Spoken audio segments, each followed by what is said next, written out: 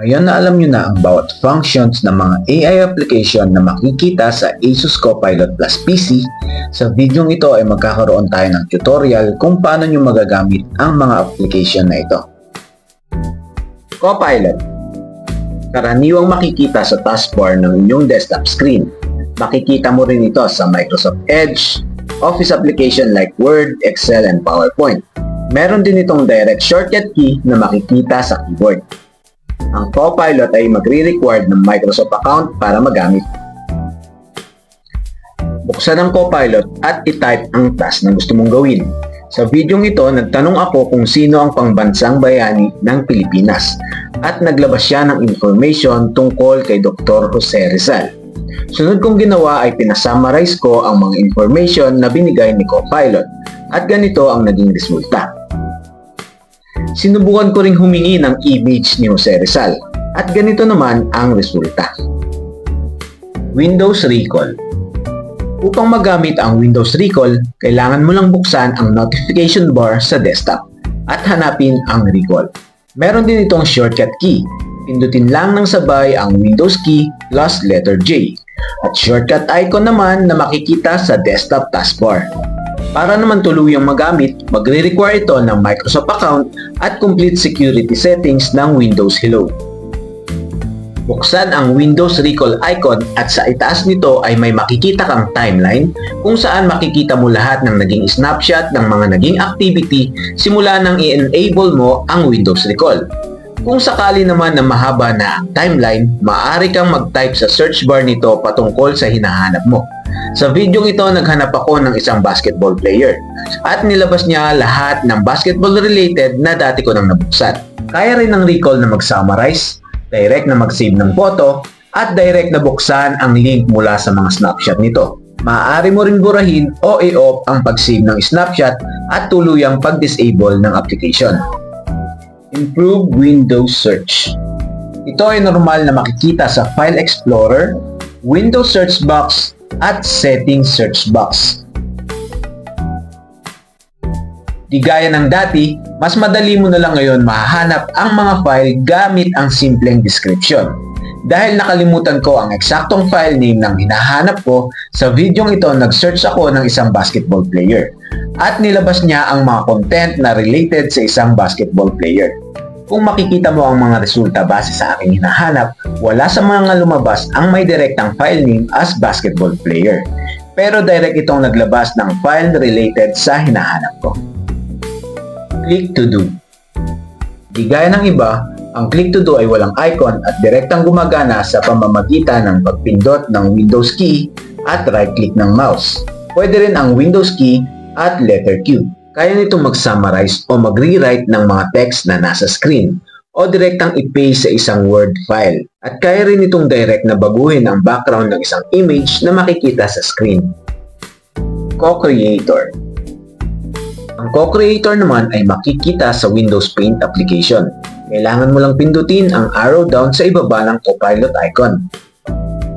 Mula sa Co-Creator canvas ay maglalagay ka lang ng prompt na gusto mong gawing art. Ang nilagay ko ay dog in the street. Kung mapapansin mo ay nag-uumpisa pa lang ako mag-drawing ng isang kalsada. Sa Co-Creator canvas naman ay naglalabas na siya ng generated drawing na pwede kong pagpilian. May mga option din ito kung gusto mong baguhin ang kulay ng iyong art. At kung nakapili ka na, pwede mo na itong ilipat sa Paint canvas at i-save. Image Creator. Kagaya ng Co-Creator, makikita mo rin ito sa Windows Paint application. Kailangan lang ding pindutin ang arrow sa baba ng Copilot. Pero di gaya ng Co-Creator, ang Image Creator ay kayang maglabas agad ng isang magandang imahe sa simpleng pag-type ng text prompt base sa imagination mo.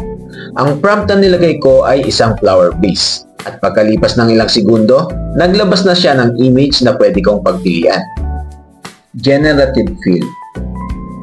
Ang generative fill naman ay magagawa sa pamamagitan ng pag-import ng isang image sa Windows Paint. Gamit ang crop option, gagawa ka lang ng area kung saan mo gustong maglagay ng additional character. At sa oras na makapaglagay ka na, lalabas sa ibaba nito ang option ng generative fill. Kailangan mo lang din ulit maglagay ng prompt sa character na gusto mong idagdag. Halimbawa ng nilagay ko ay ang sitting dog. At sa oras na nakapili ka na, ito ay hahalo na sa original na image. Restyle image. Ang restyle image naman ay nasa edit option ng photo viewer. Sa oras na pindutin mo ang edit tab ay lalabas ang edit options kasama ang AI restyle image. Dito ay magkakaroon ka ng pagkakataon baguhin ang outcome ng iyong image base sa prompt na gusto mo o sa paggamit ng libreng template para sa mas mabilis na creativity. Super resolution in photo. Ang super resolution in photo naman ay makikita rin sa edit tab ng photo viewer. Nasa tabi lamang ito ng restyle image. Sa oras na piliin ang icon nito ay maglalabas ito ng option kung saan kaya nitong pataasin ang resolution ng isang image. At sa oras na napataas na niya ang resolution nito, pwede mo na itong isave bilang isang bagong image. At bilang resulta ng pagkakaiba, ang size ng new edited photo ay 1.78 MB, habang ang size ng original photo ay 177 KB. Live captions. Para i-enable ang live caption, hanapin lamang ito sa notification area ng desktop. At sa settings nito ay pwede kang pumili ng mga salita na gusto mong maging subtitle. Dito ay pinili ko ang English United States at ito ang naging resulta. 16. For starters, this new ASUS AI PC is designed with mobility in mind. The VivoBook 16 is just 1.79 cm thin. Windows Studio Effect. Merong dalawang option upang i-activate ang Windows Studio Effect. Una ay sa notification area sa desktop at sa settings mismo ng laptop camera. May mga option dito para mabago ang outcome ng preview ng camera. Pwede mo itong gamitin online via video conference at pwede rin gamitin sa offline via video recording. Sa bawat pagbabago ng settings nito ay ganito ang magiging resulta. I hope na marami kayong natutunan sa video ito. Maraming salamat sa panonood.